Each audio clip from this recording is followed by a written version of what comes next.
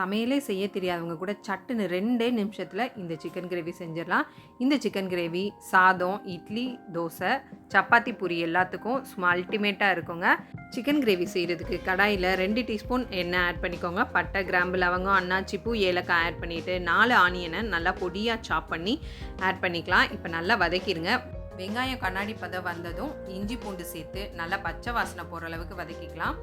2 தக்காளியை ஃபைன் பேஸ்ட்டாக அரைச்சி ஆட் பண்ணிக்கோங்க. தக்காளி நல்லா வெந்து வந்ததும் தேவையான அளவு உப்பு ஆட் பண்ணிக்கலாம். தனி மிளகா பொடி, மல்லிப்பொடி, கரம் மசாலா பொடி, சீரகம், மிளகு பொடி சேர்த்துட்டு நல்லா கிரேவி கன்சிஸ்டன்சி வர அளவுக்கு வதக்கிக்கலாம். இப்போ ஆல்ரெடி கழுவி வச்சுருந்த சிக்கனை ஒன்றா ஆட் பண்ணிவிட்டு நல்லா மிக்ஸ் பண்ணி விட்டுக்கோங்க. 10 நிமிஷம் மூடி போட்டு அப்பப்போ கிளறி விட்டிங்கன்னா 10 நிமிஷத்தில் நல்லா ஜூஸியான chicken gravy ready. Chapati, puri, சாதம் எல்லாத்துக்கும் இதை விட ஒரு பெஸ்ட்டான சைட் டிஷ் இருக்கவே முடியாதுங்க.